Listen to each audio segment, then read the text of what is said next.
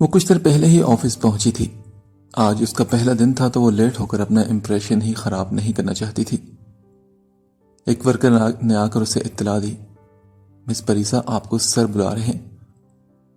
वो वहां से सर हिलाती उसके पीछे चल पड़ी और इजाजत मिलने पर केबिन में दाखिल हुई तो सामने ही मसरूफ अंदाज में फाइल पर झुके अरबाज को देखकर चौंकी। खामोशी महसूस करके अरबाज ने चेहरा ऊपर किया तो उसके तासुरात भी परीसा जैसे ही हो गए थे। मिस परीसा आप? यस, आपने बुलाया था सर मुझे। खुद को शौक से निकालती वो अरबाज की बात काट कर बोली। उसे प्रोफेशनल होते देखकर अरबाज भी सीधा हुआ था। जी आप बैठिए। दरवाजा दोबारा नॉक हुआ तो अरबाज ने ताबिश को अंदर आने की इजाजत दी। इस दौरान परीसा कुर्सी संभाल चुकी थी। सर ये एचएम की फाइल है और वो लोग प्रोजेक्ट डीलिंग के बारे में मिलकर बात करना चाहते हैं। ताबिश ने अरबाज को फाइल पकड़ाते हुए कहा। बट ताबिश हमारी तो डील फाइनल हो चुकी, अब बात करने का मकसद? अरबाज ने फाइल टेबल पर रखते हुए उससे पूछा। सर आई थिंक वो लोग कुछ गैर मुतमईन है शायद। ताबिश ने सीरियस अंदाज में कहा तो अरबाज ने उसे कहा ओके, कल की मीटिंग रखवा दो उनके साथ। राइट सर, मैं रखवा देता हूं। ताबिश हाँ में सर हिलाकर पीछे ही खड़ा हो गया था। एंड ताबिश, ये हमारी न्यू एम्प्लॉय है मिस परीसा। आज से ये आपके साथ ही प्रोजेक्ट पर काम करेंगी। संजीदगी से बात करता हुआ परीसा और ताबिश से बोल रहा था। ताबिश ने हाँ में सर हिलाया तो परीसा ने भी रजामंदी दी थी। अरबाज ने परीसा की तरफ देखा। परीसा को उसके देखने का अंदाज अलग ही लगा था, बिल्कुल आखिरी मुलाकात जैसा। मिस परीसा आप खुद? सर मैं खुदकुशी नहीं करी थी, कितनी बार बताऊं? परीसा ने झंझलाकर उसकी बात काटते हुए कहा। उसे यही लगा था कि वो फिर से उसे टीज करने वाला है, जबकि अरबाज के चेहरे पर एकदम मुस्कुराहट आई जो परीसा को बिल्कुल भी नहीं भाई थी। सॉरी बट मैं तो ये पूछा था कि आप खुद काम सीख लेंगी या फिर ताबिश आपको काम समझा दे। वो सीरियस होकर बोला तो परीसा ने पीछे खड़े ताबिश पर नजर डाली जो हल्का सा मुस्कुराया था। ओके, मुझे बता दें काम क्या करना है। उसकी बात पर अरबाज ने एक फाइल उसकी तरफ बढ़ाई। ये डिटेल्स पढ़ लें, सभी समझ आ जाएगा। अरबाज के प्रोफेशनल अंदाज पर परीसा फाइल लेकर केबिन से बाहर निकल गई। ये तो जलाल से भी ज्यादा रूड है भाई। ताबिश ने उसके निकलते ही कहा तो अरबाज ने सर हिलाते हुए कहा, रूड नहीं, वो अपनी हदें जानती है। अरबाज ने परीसा का चेहरा तस्वर में लाते हुए कहा। उसके चेहरे पर एक मुस्कुराहट थी। ताबिश ने हैरत से उसे देखा और फिर सर नीचे करता मुस्कुरा दिया। एंड ताबिश, आप अपने काम पर ध्यान दें, ओके? अरबाज ने उसे मसनूई गुस्से से डांटा तो वो हंसी दबाता रूम से बाहर निकल गया। अंधेरे में भागती वो बार बार पीछे मुड़कर देख रही थी। वो समझ नहीं पा रही थी कि कहाँ है। कदमों की आवाज सुनाई दी तो दोनों हाथों से अपनी आवाज रोककर वो पीछे कदम लेने लगी। दीवार से लगते ही उसकी धड़कन बंद हो गई थी। कोई रास्ता दिखाई नहीं दे रहा था। कदमों की आवाज और भी तेजतर होती जा रही थी। क्या हुआ, ऐसे क्यों खड़ी हो? पास ही कहीं उसे जलाल की आवाज सुनाई थी। उसकी आंखों से आंसू बह रहे थे। उसने हाथ बढ़ाकर जलाल को ढूंढना चाहा तो अंधेरे में उसका हाथ किसी ने पकड़ लिया। आई कॉट यू। सामने वाले ने लाइटर जलाया तो उसके चेहरे पर नजर पड़ते ही बासमा की आंखें बड़ी हुई। फिर एकदम ही वो चिल्लाकर बोली, कोई है, बचाओ मुझे। अरबाज उसकी आवाज सुनता कमरे से निकला। वो बासमा के कमरे में एंटर हुआ तो वो बेड पर लेटी सर इधर उधर मार रही थी। उसने जल्दी से मेडिसिन बॉक्स खोलकर इंजेक्शन तैयार किया। इंजेक्शन लगते ही बासमा पुरसुकून हो गई थी। उसे नॉर्मल होता देखकर अरबाज अपना सर पकड़कर बैठ गया था। वो तकलीफ में है जलाल, तुम क्यों नहीं मेरी बात समझ रहे? अब वो दिल ही दिल में जलाल से बात कर रहा था। फिर बुआ को क्वार्टर से बुलाकर बासमा के साथ रहने का कहकर अपने कमरे की जानब बढ़ गया था और जाने से पहले एक नजर वो बासमा पर डालना भूला नहीं था। रेस कोर्स तैयार था। जैकेट के जिप बंद करता जलाल शूट के लिए बिल्कुल रेडी था। कैमरामैन और बाकी सब मुकम्मल तैयार थे। जैसे ही जलाल ने उन्हें इशारा किया, कैमरामैन ने एक्शन सुनते ही रिकॉर्डिंग स्टार्ट की थी। लंबे लंबे कदम लेता जलाल रेस कोर्स में दाखिल हुआ। बाइक के पास पहुंचकर उसने हेलमेट पहना। उसके चेहरे पर फोकस करते सब पीछे बैठे सीन को देख रहे थे। फास्ट राइडिंग करता वो बाकी बाइक को पीछे छोड़कर गया था। एक बाइकर को लूजर का निशान दिखाता वो विलिंग कर रहा था। डायरेक्टर उससे काफी इंप्रेस हुआ था। सीन जब मुकम्मल हुआ तो जलाल बिना किसी से मिले अपनी वैन की तरफ बढ़ गया। उसे कभी भी रीटेक करने की जरूरत नहीं पड़ी थी, क्योंकि वह जानता था कि उसका काम बिल्कुल परफेक्ट होता है। उसका ख्याल क्यों आ रहा है मुझे बार बार? शीशे के सामने खड़ा वो खुद से बात कर रहा था। उसने फोन उठाकर घर का नंबर मिलाया। बुआ, भाई घर पर हैं क्या? बुआ की आवाज सुनते ही उसने बात बनाते हुए पूछा। नहीं बेटा, वो तो ऑफिस गए हैं। क्या मतलब, संडे को भी ऑफिस? जलाल बेटा, बासमा बेटी की तबीयत ठीक नहीं, वो रात फिर से डर गई थी। बुआ ने खुद ही उसे बताया तो जलाल ने यह बात सुनकर फोन बंद कर दिया। मुझे बिल्कुल पछतावा नहीं कि वो किस हालत में है, वो है ही इसी लायक। अपनी ज़मीर की आवाज को झड़कता वो खुद को सही साबित करता हुआ बोला था। आज उसे ये काम हर हाल में करना था।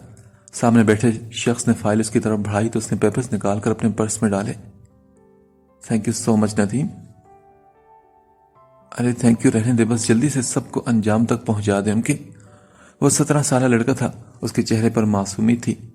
परीसा मुस्कुराकर बोली, हाँ नदीम, बहुत जल्द हिसाब का दिन होगा सबके लिए। उसका कंधा थपकती वो दाखिली दरवाजे की तरफ बढ़ गई। उसका फोन बजा तो उसने फोन पिकअप किया। फाइल मेरे पास है। फोन कान से लगाए वो कैफे से निकली थी। अपनी स्कूटी के टायर की हवा निकले देखकर उसे गुस्सा आया था। अच्छा, मैं तुमसे बाद में बात करती हूँ। फोन बैग में डालती वो स्कूटी वहीं छोड़कर पैदल ही सवारी की तलाश में मेन रोड तक आ गई थी।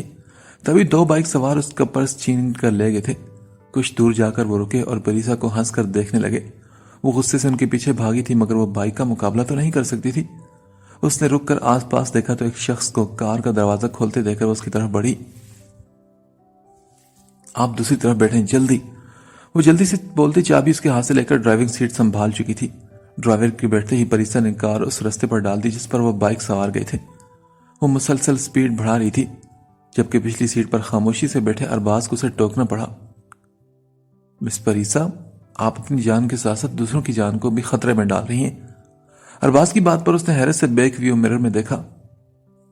हाय, अरबाज ने मुस्कुराते हुए हाथ हिलाया तो परीसा ने आंखें बंद करके खोली। ओफ, नॉट अगेन परीसा, उसने खुद से कहा तो अरबाज हंसा, मगर उसे इग्नोर करती परीसा ने कार की स्पीड को मजीद तेज किया। तभी उसे वो बाइक सवार नजर आए। शॉर्टकट लेती वो दूसरी जानब से बाइक सवारों के सामने आती मुस्कुराई थी। उनकी बाइक इनबैलेंस होती दरख्त से टकराई थी। गुड शॉट परीसा, खुद को दाद देती वो कार से निकली, जबकि अरबाज और ड्राइवर दोनों ही परीसा की ड्राइविंग से खौफजदा हो चुके थे। निकम्मो, नालायको, हराम तुम लोगों को ज्यादा ही खींचता है ना। पर्सन से लेकर उन्हें पर्स से ही मार रही थी। Calm down miss Parisa. Arbaaz police को कॉल कर चुका था। परीसा को रोकते हुए उसने उसके कंधे पर हाथ रखा तो परीसा ना महसूस अंदाज में से दूर हो गई। Thank you mister Arbaaz, and sorry, आपकी इजाजत के बिना मैंने आपकी कार इस्तेमाल की। वेल, कोई बात नहीं, आप ड्राइविंग काफी अच्छी कर लेती हैं। अरबाज की बात सुनकर वो मुस्कुराई थी और पहली बार अरबाज को लगा था कि वो दिल से मुस्कुराई है। ये रहे पैसे, काम सफाई से होना चाहिए। लिफाफा पकड़ता शख्स शातिर अंदाज में मुस्कुराया था। भाई, कौन से काम की बात कर रहे थे आप? नौमी जो लगड़ा कर चलता रूम से बाहर आया, विकी का आखिरी जुमला सुन चुका था। वो शख्स पैसे लेकर जा चुका था, इसलिए उसने पूछ लिया। यह बदले का वक्त है छोटे। जलाल को लगता है कि सिर्फ उसे ही प्लानिंग करनी आती है, लेकिन वो नहीं जानता कि विकी किसी से कम नहीं। विकी पुरस्कार मुस्कुराहट चेहरे पर लाते हुए बोला तो नौमी ने खौफजदा होते उसे देखा। लेकिन भाई, आप क्या करने वाले हैं? डरो मत नौमी, क्योंकि अब जलाल को झटका देने का वक्त है। दुश्मनी की है तो दुश्मन को हराना भी तो होगा ना। नौमी को विकी की बात समझ नहीं आ रही थी, मगर अपनी हालत और जलाल का जुमला याद करते उसके रोंगटे खड़े हो गए थे। सस्ते में बात खत्म करके जा रहा हूं, समझा देना अपने भाई को। अगली बार पहल तुम्हारी जानिब से हुई तो जलाल बिल्कुल नहीं बख्शेगा तुम्हें। जलाल का धमकी भरा अंदाज और उसका सख्त लहजा नौमी को खड़े खड़े पसीने से नहा चुका था। भाई, आप रुक जाएं प्लीज, वरना बहुत गलत हो जाएगा। छोटे बुज़दिल लोग कीड़े मकोड़ों की तरह मसल दिए जाते हैं, तुम अपने अंदर बहादुरी पैदा करो। विकी उसे कहता सामने पड़े मशरूब से चिस्कियां भरना शुरू हो चुका था, जबकि नौमी खामोशी से वापस कमरे में चला गया था। इतनी रात को क्या काम पड़ गया है? दरवाजा बजने पर आंखें मसलता दरवाजे की तरफ बढ़ता हुआ बोला। कमरे का दरवाजा खोलते ही सामने किसी को न पाकर वो जैसे ही दरवाजा बंद करने लगा तो परिसा ने उसे बाजू से पकड़कर बाहर खींचा। अचानक इस आफत पर आबिस एकदम बौखलाया था। ये क्या कर रही हो परिसा? धीरे से बोलता उसे अपना बाजू छिड़वा रहा था। तुमने ड्राइविंग सिखाने का वादा किया था मुझे, अब वादा पूरा करो। परिसा ने उसका बाजू छोड़ते हुए कहा। लेकिन अभी तक मैं एक आदत कार का मालिक नहीं बना, बिना कार की ड्राइविंग क्या गेम से सिखाऊं? हाँ, नाइस जोक। अब दिमाग का इस्तेमाल करना बंद करो और चलो बाहर। कार खड़ी है और यही रही चाबी। परिसा ने संजीदगी से कहा तो आबिस ने हैरान होते हुए चाबी की तरफ देखा। ये कहां से चोरी की? अरे चोरी नहीं की, ये शफक की कार है, उसी से ली है, बल्कि वो खुद चाबी देकर गई है मुझे। परिसा ने मुस्कुराते हुए कहा तो आबिस ने पूछा, तुमने फिर कोई गेम खेली है ना उसके साथ? ओह शट अप आबिस, मुझे ये गेम्स जैसी चीप हरकतें नहीं आती। उसका एक काम है जो मुझे करना है और बदले में उसकी कार आज रात मेरी। अब सवाल जवाब बंद करो और चलो। फिर से बाजू से पकड़कर उसे जबरदस्ती साथ ले जाती वो बोली तो आबिस बस अफसोस से सर हिलाकर रह गया। कहां से आ रहे हो तुम दोनों? एक घंटे बाद जब वो दोनों घर में दाखिल हुई तो सामने ही हरीम बेगम और माहम खड़ी कड़े तेवरों से उन्हें घूर रही थी। फूफू, आबिस मुझे ड्राइविंग सिखाने ले गया था। परिसा ने नॉर्मल अंदाज में उन्हें बताया। यूं कहो कि मुझे जबरदस्ती लेकर गई थी तुम। बात क्लियर करो। आबिस ने मुंह फुलाते हुए कहा। तो गलती भी तो तुम्हारी है ना। कितनी बार कहा था इसे बाइक चलाना मत सिखाओ, लेकिन उस वक्त तो लड़कियों के हुकूक की मुहिम के लीडर बने हुए थे तुम। हरीम बेगम के गुस्से से बोलने पर आबिस का मुंह हैरत से खुल गया। आप हर बार ज्यादती करती हैं अम्मी। अच्छा जाओ तुम कमरे में। और परिसा बच्चे, तुम ठीक तो हो ना? चोट वगैरह तो नहीं लगी? उसे ऊपर से नीचे देखती वो पूछ रही थी। आबिस ने कमरे में जाते हुए रुककर इस सौतेलेपन पर अपने आंसू साफ किए थे। उसकी इस हरकत पर माहम और परिसा हंस पड़ी। क्या सोच रही हो तुम? माहम की आवाज पर वो चौंक कर सीधी हुई और बोली, नहीं कुछ नहीं। परिसा ने उसके लिए जगह बनाते हुए कहा, नहीं कुछ तो सोच रही थी ना तुम, और मुस्कुरा भी रही थी। माहम ने मशकूक अंदाज में उसे देखते हुए कहा तो परिसा ने मुस्कुरा कर उसे आज हुआ सारा वाक्य बता दिया, जिसे सुनकर माहम का मुंह हैरत से खुल गया था। इसी वजह से भाई ने तौबा की थी तुम्हें दोबारा ड्राइविंग सिखाने से। माहम ने मुंह बिगाड़ते हुए कहा तो परिसा हंस पड़ी। ये अम्मी ने भेजा है तुम्हारे लिए। तुमने तो घर आना नहीं, इसलिए उन्होंने कहा कि तुम्हें दे दूं। एक शॉपिंग बैग उसकी तरफ बढ़ाते हुए बोली तो परिसा की हंसी फौरन थमी थी। माहम, उन्होंने मां बनकर पाला है मुझे। वो घर मेरा भी है, लेकिन मैं वहां तब तक नहीं आऊंगी जब तक मैं उन्हें गलत साबित ना कर दूं। बैग उससे लेती वो संजीदगी से बोली थी और उसके जवाब में माहम मजीद कुछ भी बोल नहीं पाई थी। यूनिवर्सिटी ग्राउंड में स्टूडेंट्स के बीच खड़ा वो खुद को एक कमतर चीज समझ रहा था। सबकी नजरें तीर की तरह उसे चुभ रही थी। ऐसे में सामने खड़ी उसकी दोस्त होने का दावा करती अरफा फूल पकड़े उसके सामने आ गई थी। अपने ग्लासेस ठीक करता वो वहां से जाने के लिए मुड़ा। उसे जाना था वहां से। लोगों की हंसी उससे बर्दाश्त नहीं हो रही थी। तभी अरफा ने ऊंची आवाज में एक शेर पढ़ा तो उसके कदम रुक गए। बिन बुलाए आ जाता है, सवाल नहीं करता, क्यों तेरा ख्याल मेरा ख्याल नहीं करता। उसके इस शेर पर जैसे यूनिवर्सिटी में जैसे होर्डिंग स्टार्ट हुई तो वो तेज तेज कदम उठाता वहां से निकला था। वो उसके पीछे भागती हुई आई। शेबी रुको, रुको तो सही। फूली हुई सांसों के साथ उसके सामने आकर रुकी तो वो बोल पड़ा, तुमने मेरा तमाशा बना दिया ना सबके सामने। उसका धीमा लहजा आज शिकवा लिए हुए था। अरफा को भी एहसास हुआ था कि उसने सबके सामने बोलकर सही नहीं किया था। आई एम सो सॉरी, मेरा इरादा ऐसा बिल्कुल नहीं था शेबी, मैं तो बस तुम्हें खुश देखना चाहती थी यार। उसने आगे बढ़कर जैसे शेबी के हाथ को पकड़ा तो वह करंट खाकर पीछे हुआ। मुझे तुम्हारी ये हमदर्दियां नहीं चाहिए। वह एकदम चीखा तो अरफा जमीन पर बैठ गई। मोहब्बत करती हूं तुमसे, कुछ भी कर सकती हूं तुम्हारे लिए, मर भी सकती हूं। अरफा का कदमों पर बैठ जाना शेबी के लिए हैरान कुन और नाकाबिले यकीन था। मुझसे शादी कर लो शेबी। उम्मीद भरी नजरों से उसे देखती वो जवाब की मुंतजिर थी। हेलो, कहाँ गुम हो, खाना खाओ। उसके सामने ट्रे रखता वो सख्ती से बोला तो अरफा ने उसके चेहरे की तरफ देखा जहां उस वक्त काफी सख्ती थी। कभी उस चेहरे पर मासूमियत होती थी। मुझसे नहीं खाया जा रहा खाना, बार बार वॉमिट हो रही है, उसने बेजारगी से ट्रे पीछे करते हुए कहा। देखो, अगर मैं मोहब्बत से पेश आ रहा हूं तो मुझे नखरे मत दिखाओ। सिर्फ चंद दिन तुम्हें सजा से दूर रखा है मैंने। अगर तुम समझ रही हो कि सब ठीक हो चुका है तो तुम गलती पर हो, जान लो इस बात को। वो ठंडे मगर सख्त लहजे में बोलता आगे आगे हुआ था। उसको फिर से गुस्से में आते देखकर उसने ट्रे वापस खींच ली थी। शेबी उसे खाते देखकर वापस पीछे हो गया था। क्या सब फिर से नॉर्मल नहीं हो सकता, उसने दिल में सोचा था जबकि सामने बैठा वो शख्स मोबाइल पर टाइप करता पुर इसरार सा मुस्कुराया था। ताबश, ये फाइल तुम संभाल कर रखना और एचएम के प्रोजेक्ट को जल्दी फ्री करना है। हम लोग आधा काम कर चुके हैं, वरना उनके जैसे इन प्रोफेशनल लोगों के साथ कभी भी काम न करता। अरबाज काफी गुस्से में था और पीछे बैठी परीसा ने बेजारगी से बाहर देखा। प्रोफेशनलिज्म दोनों जानब से दिखाया जाना चाहिए। आपकी कंपनी को उनके साथ पहले ही बात करनी चाहिए थी। उनका पहला नोटिस जब मिला था तभी एक्शन लिया जाना चाहिए था, वरना लेजीनेस बिजनेस राइवल्स को फायदा पहुंचाती है। अपनी राय देती वो मुसलसल कार की खिड़की से बाहर देख रही थी। ताबिश, मुझे पूरी रिपोर्ट चाहिए शाम तक। उन लोगों को ऑफिस के बाहर उतारता वो ताबिश से बोला था। उसे बासमा को चेकअप के लिए लेके जाना था, इसलिए वापस घर जा रहा था। ताबिश और परीसा भी चंद कदम ही चले थे कि जब गोली की आवाज पर दोनों मुड़े। सर, वो गोली अरबाज पर चलाई गई थी। परीसा भी जल्दी से आगे बढ़ी। ताबिश तो पहले ही भागकर कार के पास आ गया था। नंबर नोट करता हुआ अरबाज को सहारा देकर दूसरी सीट पर शिफ्ट करके खुद ड्राइविंग सीट संभाल चुका था। परीसा, आप ये फाइल अपने पास रखिएगा प्लीज। कार चलाता वो वहां से निकलता चला गया जबकि परीसा वहीं खड़ी थी।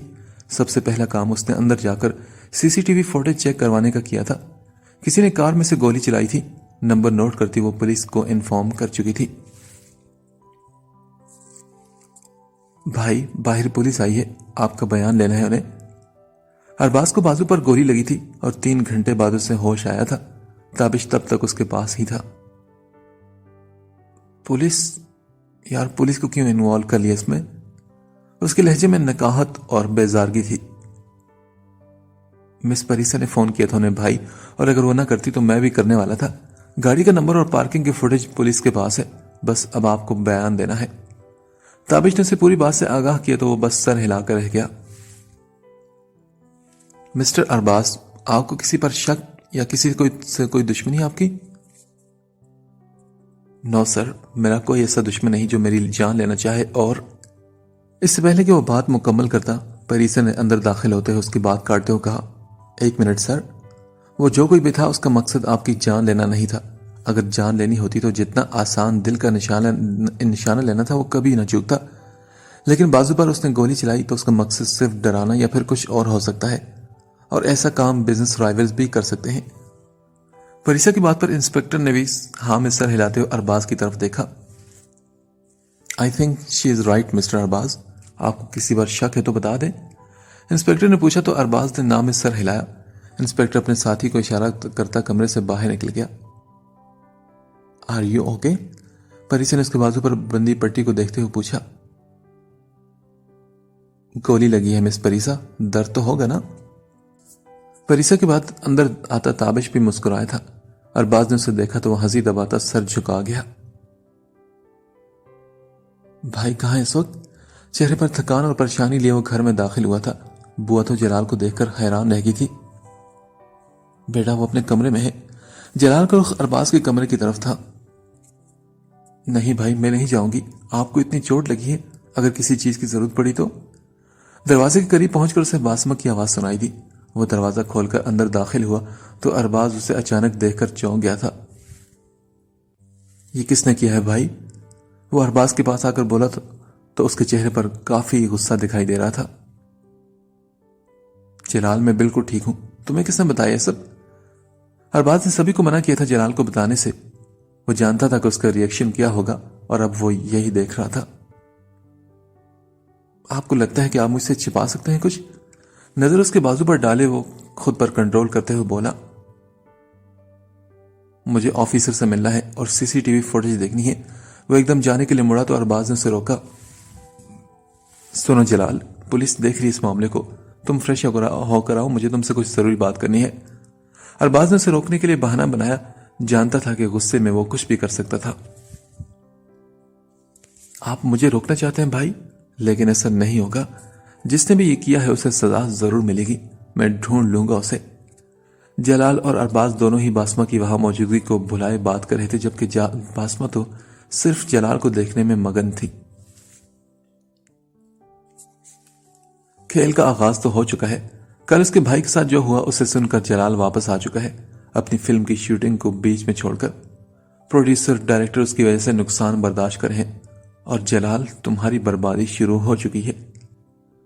सामने बैठे उस शख्स ने नशे में धुत विकी की तरफ पुरसोच अंदाज में देखा। क्या सोच रहे हो? यही ना कि अब जलाल पागलों की तरह हमें ढूंढेगा, मगर उसके हाथ कुछ भी नहीं लगने वाला। एक फोटो टेबल पर रखता हुआ हंसता चला गया था। फोटो में उस शूटर की लाश थी जिसे विकी मरवा चुका था। प्लानिंग तुम अच्छी कर लेते हो, मगर उन सबको नजरअंदाज कैसे कर गए? उसके सामने कुछ कागज रखता हुआ बोला तो विकी ने बड़ी मुश्किल से आंखें खोली। ओह नो, ये मैं कैसे भूल गया। सर पर हाथ मारता हुआ बोला तो वो शख्स वहां से उठकर चला गया। मेरा प्लान था तो हल भी मुझे ही निकालना है, विकी ने शराब का एक और घोंट भरते हुए कहा। गिलास मुंह से लगाते ही उसे जलन शुरू हो चुकी थी। देखते ही देखते वो खांस खांस कर दोहरा हो गया और बाहर खड़े शख्स के चेहरे पर एकदम मुस्कुराहट आ गई थी और वो सिगरेट सुलगाकर आगे बढ़ गया था।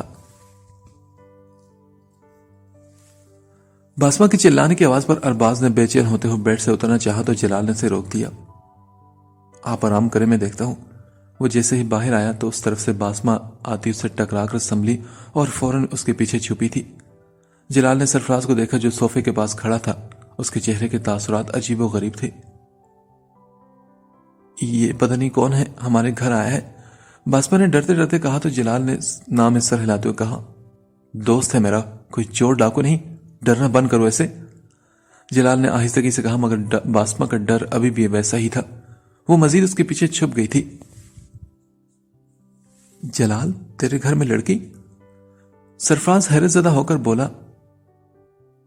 उसकी नजर जलाल के पीछे छुपी बासमा पर थी। क्या अरबाज भाई ने शादी कर ली? वो सदमे के ज़हर से न सिर्फ खुद आया था बल्कि बासमा को भी गहरी शौक लगा था। उसने फौरन जलाल के पीछे से मुंह निकाला। अरबाज भाई है मेरे और मैं इनकी बीवी हूं। मुट्ठी में जलाल की शर्ट को पकड़े उसने सफाई पेश की तो सरफराज का मुंह हैरत से खुल गया। अरे यार, तूने शादी कर ली क्या?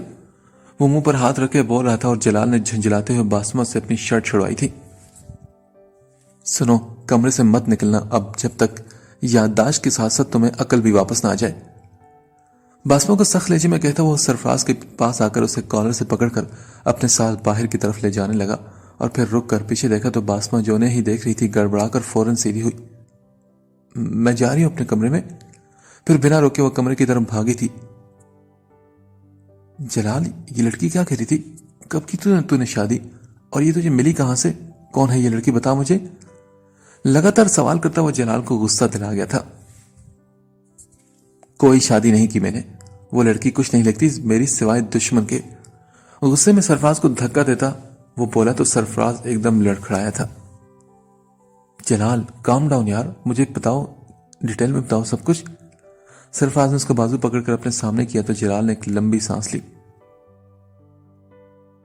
मैं खुद ही बोल दूंगा, सॉरी खुद को, तू जहमत ना कर।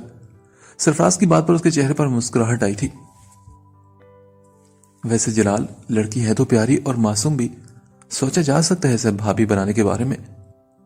मूड अपना सही करके वो फिर से उसे गुस्सा दिला चुका था। मैं उसकी जान बख्श रहा हूं, यही बहुत है, वरना हर बार वो बचेगी नहीं मुझसे। जलाल ने कार के बोनट पर हाथ मारते हुए कहा। सरफराज को जलाल की बात का मतलब समझ आया तो उसने सदमे के ज़ेरे से पुकारते हुए कहा, जलाल, ये क्या कह रहे तुम? हाँ तो और क्या, अपनी दोस्त के साथ मिलकर ट्रैप करी थी मुझे, मेरे खिलाफ झूठा केस तैयार करी थी दोनों। अगर उस दिन मुझे होश ना आता तो ये दोनों अपने प्लान में कामयाब हो जाती। जलाल ने रुख मोड़े ही उसे बताया तो सरफराज ने बाजू से पकड़कर उसका रुख अपनी तरफ किया। जलाल, तूने क्या किया यार, बता मुझे। सरफराज को कुछ गलत होने का एहसास हुआ था। एक को तो मैंने मार डाला, लेकिन एक बच गई। किस्मत अच्छी थी इसकी। देखो, मिली भी तो किसे? भाई को। अपने भाई के सदके मैंने इसकी जान बख्श दी है। अब जलाल बोल रहा था और सरफराज पर हैरतों के पहाड़ टूट रहे थे। उसके जहन में बासमा का चेहरा आया। वो यकीन नहीं कर पा रहा था कि वो ऐसा कर सकती है। डोरबेल बजने पर परीसा ने वक्त देखा तो हैरान हुई। इस वक्त कौन आया होगा? खुद से बात करते उसने दरवाजा खोला तो सामने आबिस को खड़ा देखकर वो चौंकी। खैरियत? क्या यहीं खड़े होकर खैरियत बताऊं? अंदर तो आने दो, आबिस ने स्पार्ट लहजे में कहा तो परीसा ने उसे गुस्से से देखा और फिर रास्ता देखती एक तरफ हो गई। परीसा, तुम ये जॉब छोड़ दो, अंदर आते ही आबिस ने कहा तो दरवाजा बंद करके पलटती परीसा हाथ बांधकर उसके सामने खड़ी होगी। क्यों छोड़ दूं जॉब? क्या मैंने इतना सारा इसलिए पढ़ा है कि घर में फ्री बैठी रहूं? परीसा वो जवाब दे रही थी जो देना नहीं चाहती थी। देखो परीसा, वहां काम करना खतरनाक है। तुम्हारे बास पर दिन दहाड़े इतनी आसानी से कोई भी गोली चला देता है। और आबिस, काम डाउन। वो जो भी था जल्दी ही पकड़ा जाएगा। परीसा, अभी ये बात सिर्फ मुझे पता चली है। अगर अम्मी को पता चली ना तो जानती हो उनकी तबीयत खराब हो जाएगी। आबिस, उन्हें मत बताना, और अगर पता चल जाए तो सब संभाल लेना। वो नॉर्मल से अंदाज में कंधे उचकाकर किचन की तरफ चली गई और आबिस उसके पीछे गया था।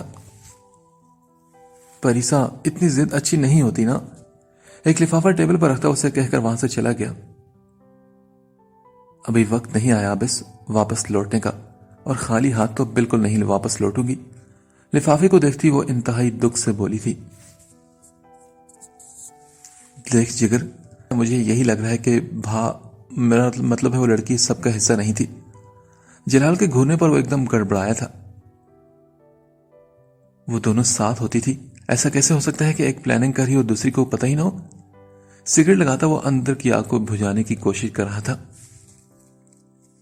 अच्छा छोड़ ये सब, और ये बता के भाई पर गोली किसने चलाई होगी? कहीं ये काम विकी का तो नहीं? बदला लेने के लिए उसने किया होगा। सरफराज ने पुरसोच अंदाज में कहा तो जलाल ने कार से टेक लगाई। पहला शक मेरा विकी पर ही है। कल सारे सबूत देखने के बाद ही मैं किसी नतीजे पर पहुंच सकता हूं। जलाल ने इस पर गुस्से के बजाय दिमाग से फैसला करने का सोचा था। और जिगर, शूटिंग का क्या करना है? प्रोड्यूसर तो सख्त नाराज होगा ना। हाँ तो होता रहे, मुझे कोई फर्क नहीं पड़ता सरफराज। मेरे लिए सबसे ज्यादा इंपॉर्टेंट मेरा भाई है। जूते के नीचे सिगरेट को मसलता वो लापरवाही से बोला था। यार सच कहूं तो कभी कभी मुझे रश्क आता है तेरी जिंदगी पर। कितनी आसानी से कह दिया तूने कि मुझे फर्क नहीं पड़ता, और मुझे देख, मैं रोज ऑफिस में जूते खाता हूं। जलाल के साथ ही टेक लगाकर खड़ा होता वो मिस्कीने चेहरे पर तारी करते हुए बोला तो जलाल मुस्कुरा दिया।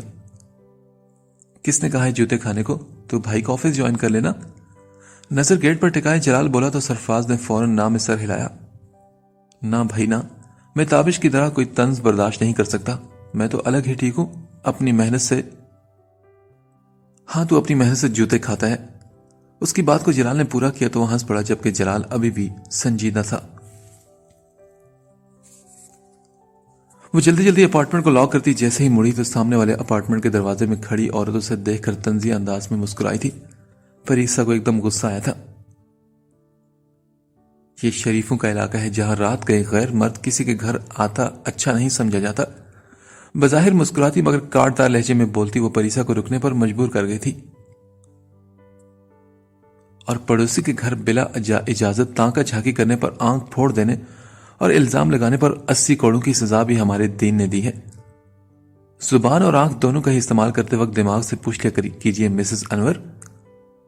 उसकी आंखों में छुपी वार्निंग देखकर वो फौरन दरवाजा बंद कर गई थी। शरीफ लोग, परीसा ने तंजी अंदाज में कहा। मिस परीसा, हमें सर के घर जाना होगा। सर ऑफिस नहीं आ सकते और 11 बजे मीटिंग है। हम ऑनलाइन कर सकते हैं मीटिंग, मगर सर के घर पर। वो जैसे ही ऑफिस पहुंची तो ताबिश उसके पास आकर बोला, वेल ताबिश, मुझे नहीं लगता कि मीटिंग में मेरा होना जरूरी है। आप इस प्रोजेक्ट पर पहले से काम कर रहे हैं तो आप। नहीं मिस परीसा, 2 दिन में आपने भी बहुत मेहनत की है। आपका नाम प्रोजेक्ट में शामिल है तो आपको मेरे साथ जाना ही पड़ेगा। ताबिश ने उसकी बात काट कर उसको मना करने के सारे रास्ते बंद करते हुए कहा। परिसा ने चंद पल सोचा और फिर हाँ में सर हिला दिया। चले आजे फिर। उसे साथ आने का इशारा करता वो बैग और फाइल्स लेकर आगे बढ़ गया था। जलाल नॉर्मल स्पीड से ड्राइव करता बार बार एक नजर सोई हुई बासमा पर भी डाल लेता था। अरबाज ने उसे जबरदस्ती बासमा को चेकअप के लिए साथ ले जाने के लिए कहा था। कार में बैठते ही बासमा सीट की पुश से टेक लगाती सो गई थी। जलाल बार बार सरफराज की कही बातें सोच रहा था। अगर ये उसके प्लान का हिस्सा नहीं थी तो उसने वहां कर क्या रही थी? जलाल सोच रहा था और उसकी नजरें सामने सड़क पर थी। बहुत बड़े एक्टर होगे तुम, लेकिन मुझसे ज्यादा एक्टिंग नहीं कर सकते। देखो क्या किया मैंने तुम्हारे साथ। यहां इस कमरे में सिर्फ तुम और मैं है, लेकिन सुबह पता है यहां कौन होगा? तुम होगे, ये चाकू और एक लाश होगी। हां, जिसे तुमने मारा होगा और तुम मारोगे भी। उसके पास बैठी वो बोल रही थी। एकदम याद आने पर जलाल ने हैरानी से बासमा की तरफ देखा। ये उस दिन वहां, क्या वो इसे मारकर मुझ पर इल्जाम लगाने वाली थी? जलाल ने एकदम अपना सर पकड़ लिया था। सामने ट्रैफिक जाम होता देखकर उसने ब्रेक लगाई। वो याद करने की कोशिश कर रहा था, मगर चंद बातों के अलावा उसे कुछ भी याद न आया था। लोगों ने हॉर्न देना शुरू की तो बासमा डर कर उठी थी। दोनों कानों पर हाथ रखती वो जैसे ही चिल्लाई तो जलाल ने स्टीयरिंग से सर उठाकर उसकी तरफ देखा। बासमा? कंधे से पकड़कर उसे हिलाता वो उसका रुख अपनी तरफ कर गया था। बासमा बड़ी मुश्किल से सांस ले रही थी। नहीं, वो मुझे मार देगा। बासमा उठो, पानी पियो, कोई कुछ नहीं करेगा, मैं हूं ना तुम्हारे साथ। जलाल ने नरमी से कहा तो वो बोली, वो मुझे। बस चुप करो, कोई भी नहीं यहां पर। अपने होंठों पर उंगली रखता वो बोला तो बासमा चुप हुई थी। बाहर अभी भी बहुत शोर था, मगर जलाल की तरफ देखती वो अब काफी नॉर्मल हो रही थी। उनकी मीटिंग जारी थी। अरबाज और ताबिश दोनों ही वक्फे वक्फे से अपने पॉइंट्स डिस्कस कर रहे थे। परिसा सोफे की पुश से टेक लगाए बैठी बार बार अपने हाथ में बंदी घड़ी को देख रही थी। अरबाज भी परिसा पर नजर डाल लेता था, जानता था कि वो जबरदस्ती यहां बैठी है। मिस परिसा, नेक्स्ट आप ब्रीफ करें।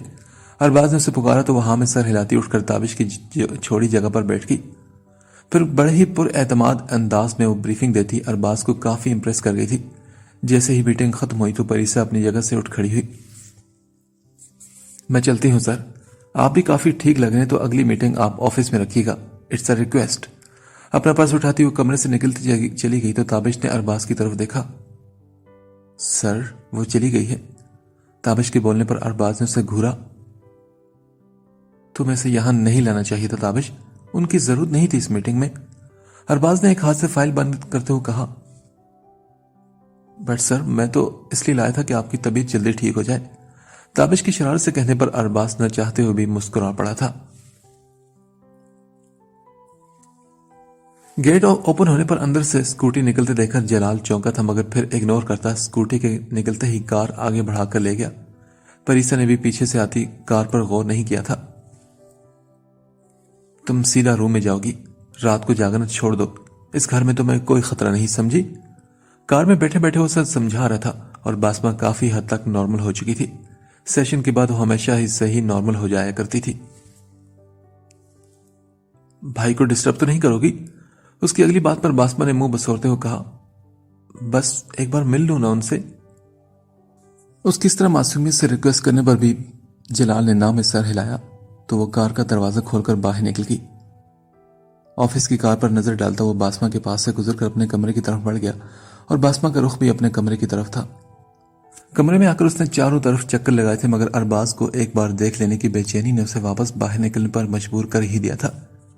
बाहर निकलकर छोटे छोटे कदम लेती वो अरबाज के कमरे की तरफ बढ़ रही थी और साथ साथ जलाल के रूम की तरफ भी देख रही थी कि कहीं वो बाहर ना आ जाए। क्या कर रही हो तुम? उसने जैसे ही दरवाजा खोलने के लिए हाथ बढ़ाया तो जलाल की पीछे से आती आवाज पर वो डर कर उछली। पीछे मुड़कर जलाल को देखा जो दाएं तरफ खड़ा था। आप तो कमरे में थे, यहां तक कैसे आए? मैंने तुम्हें मना किया था ना भाई को तंग करने से। बासमा के सवाल को नजरअंदाज करता वो बोला तो बासमा ने चेहरे पर मासूमी तारी की। बस एक बार देख लू ना उन्हें। नो वे, कहा ना नहीं। जलाल ने उसकी बात काटी तो मुंह बनाकर उसके पास से गुजरकर बाहर लॉन की तरफ बढ़ गई। बासमा। जैसे ही जलाल ने उसका नाम पुकारा तो वो खुश होती हुई मुड़ी। कमरे में जाओ अपने। जलाल की अगली बात पर उसकी मुस्कुराहट सिमटी थी और उसके चेहरे के तासुरात एकदम गुस्से में ढले थे। हर बार कमरे में जाओ, कमरे में जाओ, क्या करूं कमरे में जाकर? वो गुस्से से बड़बड़ाती कमरे की तरफ मुड़ गई, जबकि जलाल के चेहरे पर एक पल के लिए मुस्कुराहट आकर गुम हुई थी। दरवाजा खोलकर वो अंदर दाखिल हुआ तो ताबिश भी बाहर जाने के लिए आगे बढ़ रहा था।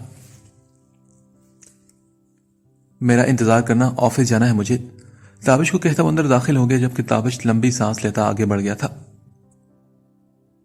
भाई, आपको काम से दूर रखना बहुत ही मुश्किल है। जलाल की संजीदगी से कहने पर अरबाज ने उसे अपने पास बुलाया। जैसे ही जलाल उसके पास बैठा तो अरबाज ने उसे गले लगा लिया। बासमा का ख्याल रखा करो जलाल, इन चंद महीनों में वो मुझे तुम्हारी तरह बहुत ही प्यारी हो चुकी है।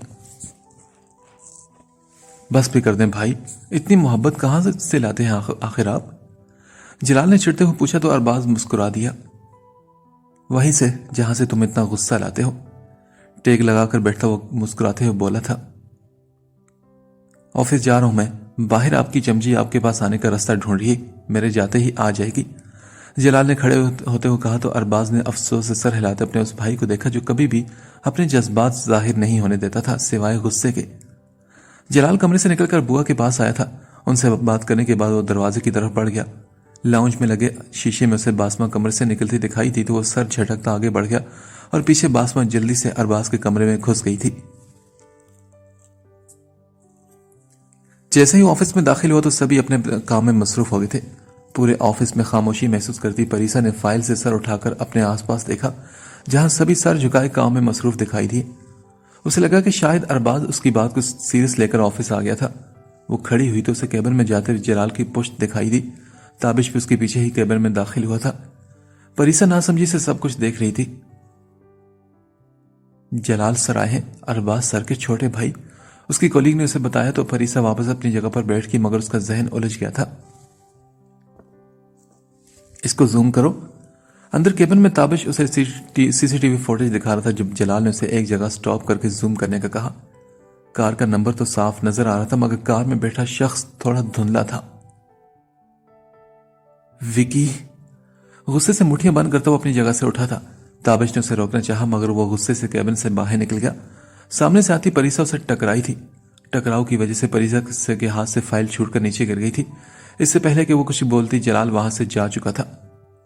अपने मुंह में बड़बड़ाती वो सारे पेजेस उठा रही थी कि तभी ताबिश ने कुछ पेज उसकी तरफ बढ़ाए। जलाल अरबाज सर को लेकर बहुत ही पॉजिटिव है, कोई क्लू हाथ लगा उसके, शायद इसलिए बहुत गुस्से में गया है। ताबिश के सफाई देने पर परीसा कुछ भी ना बोली थी। मिस्टर ताबिश, दूसरों की गलतियों की सफाई मत दिया करें, उसके बाद भी आप दूसरों की मुखलिसी साबित नहीं कर सकते। परीसा की बात पर उसने सर उठाकर उसकी तरफ देखा जो फाइल उसकी तरफ बढ़ा रही थी। और ये फाइल तैयार है, आप अरबाज सर से साइन ले लेना जाकर। फाइल से पकड़ाती वो वापस मुड़ गई थी और ताबिश उसकी इस गहरी बात को सोच रहा था। विकी कहां है? वो गार्ड को धक्का देता घर में दाखिल हुआ। चारों तरफ गार्ड्स ने आकर उस पर गन तान ली थी। मुझे अपनी बात दोहराना पसंद नहीं। विकी कहां है इस वक्त? वो गुस्से से धड़ा तो ऊपर से देखता नौमी फौरन पीछे हो गया था। गुस्से से फूली रगें खून छलका रही थी। वो बड़ी मुश्किल से खुद को रोके होता, वरना उसका दिल कर रहा था कि सबको तबाह और बर्बाद कर दे। अपने ये खिलौने नीचे करो तुम सब। जलाल ने अब की बार एक गार्ड की गन लेकर नीचे फेंकी थी। विकी सर यहां पर नहीं है, एक गार्ड ने बाकी सबको इशारा करते हुए जलाल से कहा। अगर यहां नहीं तो कहां है वो? जलाल अब की बार सीधा उसी गार्ड से बोला था। हॉस्पिटल में है 2 दिन से। क्लब में किसी ने उनको ड्रिंक में कांच का पाउडर मिला दिया था। जलाल ने हाथ के इशारे से उसे बोलने से रोका और ऊपर खिड़की पर एक नजर डालकर वापस मुड़ गया। सर, जैसा आपने कहा था मैंने वैसा ही कहा है, वो चला गया है, अब क्या करना है? वही गार्ड ऊपर नोमी के कमरे में आया था जहां वो कैद था। तुमने अच्छा किया, अब तुम जा सकते हो, नोमी ने बिना मुड़े कहा तो गार्ड सर हिलाता वहां से कमरे से बाहर निकल गया। भाई, ये कहां फंसा दिया आपने हमें? नोमी का दिल उस वक्त धाड़े मार मार कर रोने को कर रहा था।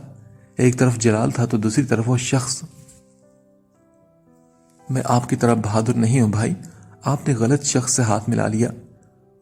फोन की बेल पर वो फिर से खौफजदा हुआ था। स्क्रीन पर ब्लिंक करता नाम देखकर उसका पूरा वजूद कांप उठा था। भाई ये ले लें आप। बासमा ने सूप का बाउल अरबाज के सामने किया तो अरबाज ने चौंक कर उसे देखा, जिसका तीसरा चक्कर था उसके कमरे में। अब ये क्यों? मैं खाना तो खा चुका हूं ना बासमा बच्चे। अरबाज ने बाउल की तरफ हाथ ना बढ़ाते हुए कहा। पर वो तो आपने आधा घंटा पहले खाया था ना। बासमा का अंदाज ऐसा था जैसे 2 दिन पहले की बात हो। हाँ पर बच्चे, एक दिन में 3 वक्त का खाना खाया जाता है ना। अब मैं रात में ही डिनर करूंगा। तो भाई फिर मैं सूप का क्या करूं? बासमा ने नासमझी से पूछा। ऐसा करो, इसे आप ही पी लो। अरबाज के मशवरे पर बासमा ने आंखें सिकोड़ी। दवा से बचने के लिए कुछ भी कर सकते हैं ना आप। ममा ये देखें जरा इनके नखरे, कह रहे हैं कि। बासमा बोलते बोलते एकदम चुप हुई थी और अरबाज भी उसकी बात सुनकर चौंक उठा था। भाई मेरा सर। बासमा ने अपने सर को थामते हुए कहा तो अरबाज ने उसे सहारा देते हुए कहा, कुछ नहीं हुआ बासमा बच्चे, सब ठीक है, रिलैक्स। भाई मेरी ममा। बासमा की आंखों में आंसू आ गए थे। रिलैक्स बच्चे, आपको ये याद आए ना तो बाकी सब कुछ भी आहिस्ता आहिस्ता याद आ जाएगा। उसके हाथ से बाउल लेकर टेबल पर रखता उससे समझा रहा था। क्या सच में याद आ जाएगा ना मुझे सब कुछ? बासमा ने मासूमी से पूछा तो अरबाज ने हाँ में सर हिलाया। वो रोते रोते मुस्कुराई थी। आप पहले भी ऐसे ही नखरे दिखाते थे ना। मैं मामा को शिकायत लगा रही थी आपकी। बासमा ने आंसू साफ करते हुए कहा तो अरबाज बिना उसकी बात का इकरार या इनकार किए मुस्कुरा दिया था, मगर वो परेशान हो चुका था। बासमा की एक याद का वापस आना मतलब बहुत जल्द उसे सब कुछ याद आ जाएगा। वो बासमा के मुस्कुराते चेहरे को देख रहा था जो उसे कुछ बता रही थी। अब वेल, अगर तुम्हें और तुम्हारे भाई को लगता है कि जलाल को तुम लोग बेवकूफ बना सकते हो तो बहुत गलत है ये विकी। हॉस्पिटल रूम में दाखिल होता वो नर्स को बाहर जाने का इशारा करके आंखें बंद की लेटे विकी के पास आकर बोला था। और मेरे भाई पर गोली चलवाकर तुम्हें लगता है कि तुम्हारा ये ड्रामा काम करेगा तो ऐसा बिल्कुल नहीं होगा। मैंने कहा था ना कि पहल नहीं होनी चाहिए तुम्हारी तरफ से। जलाल ने कहते साथ ही एक हाथ से उसकी गर्दन पकड़ ली थी। विकी फौरन आंखें खोलता फड़फड़ाया था। जलाल जैसे जैसे दबाव बढ़ा रहा था वैसे वैसे विकी खुद को छुड़ाने के लिए हाथ पांव मार रहा था। विकी के मुंह से निकलते खून को देखकर जलाल ने गर्दन टेढ़ी करके उसे देखा। फिर उसने अपनी पकड़ थोड़ी ढीली की तो विकी खांसने लगा, मगर उसके मुंह से खून निकलता देखकर जलाल ने फौरन अपने हाथ को पीछे किया। नर्स कम इन। जलाल ने चिल्लाकर नर्स को बुलाया तो वो भागती हुई अंदर दाखिल हुई। विकी की हालत देखकर वो जल्दी से आगे बढ़ी। उसे इंजेक्शन लगाकर उसके मुंह से खून साफ करके वो सीधी हुई तो जलाल को सख्त नजरों से विकी को देखता पाया। सर इनकी हालत बहुत खराब है और ये बोल नहीं सकते, इनकी वेन्स में कट लग चुके हैं। नर्स उसे बताकर डॉक्टर को बुलाने के लिए बाहर निकली तो जलाल विकी के पास आया। ये मत समझना कि जलाल को बेवकूफ बना लिया है तुमने। तुम्हारे उस आदमी और कार को पहचानने के बाद तुम्हारी ये हालत इस बात का सबूत है कि तुम्हारा अकेले का दिमाग तो ये काम नहीं कर सकता, और तुम्हारा वो भाई जो निहत्थे शख्स से भी डर जाए वो भी कुछ नहीं कर सकता। इसलिए तुम्हें वक्त दे रहा हूं, तुम अपनी तकलीफ में इजाफा मत करना। 2 उंगलियों से उसके गले पर दबाव बढ़ाकर वो धमकी देता कमरे से निकल गया और विकी ने बड़ी मुश्किल से सांस लेने की कोशिश की थी। अब वो चाहकर भी खुद की भी मदद नहीं कर पा रहा था। कमरे में अंधेरा करती वो धीरे धीरे आगे बढ़ रही थी। शेबी कुछ दिनों से उनसे इंजेक्शन नहीं लगा रहा था और यही वजह थी कि वो आज हिम्मत कर पा रही थी कमरे से निकलकर यहां से निकलने का रास्ता ढूंढने की। पूरा घर चेक करने के बाद भी उसे कोई रास्ता न मिला तो वो वापस अंदर आई। वो कमरे में वापस जा रही थी जब उसके जहन में एक झमाका सा हुआ। जब वो इस घर में आई थी तो शेबी ने एक कमरे में से जाने से मना किया था। तभी उसके कदम खुद बहुत उस कमरे की तरफ बढ़ गए। वो ये भी भूल गई थी कि शेबी के आने का वक्त हो चुका है। कमरे पर लॉक नहीं था उसने हाथ बढ़ाकर दरवाजा खोला तो अंधेरे ने उसका इस्तकबाल किया। स्विच बोर्ड ढूंढकर उसने बटन प्रेस करके जैसे ही वो मुड़ी तो रोशनी में नहाई कमरे को देखकर उसकी आंखें खुली की खुली रह गई। सामने लगी तस्वीरें देखकर वो मुंह पर हाथ रखकर पीछे हुई तो दरवाजे में खड़े शेबी से टकराई। शेबी ये सब? पीछे हटती वो बोलने की कोशिश कर रही थी। शेबी उसके पास से गुजरकर आगे आया और एक फोटो सामने लगाकर वापस मुड़ा। नहीं शेबी, वो रोते उसे मना कर रही थी जबकि वो स्पार्ट अंदाज में उसे देखता आगे बढ़ा था उसका हाथ पकड़कर उसे छोटे से गार्डन के बीचों बीच खड़ा करके किचन में गया। जब वो वापस आए तो उसके हाथ में मिट्टी का तेल देकर अरफा के रोने में इजाफा हुआ था। शेबी, माफ कर दो मुझे प्लीज। वो हाथ जोड़कर खड़ी थी और आने वाले लम्हों से डर रही थी।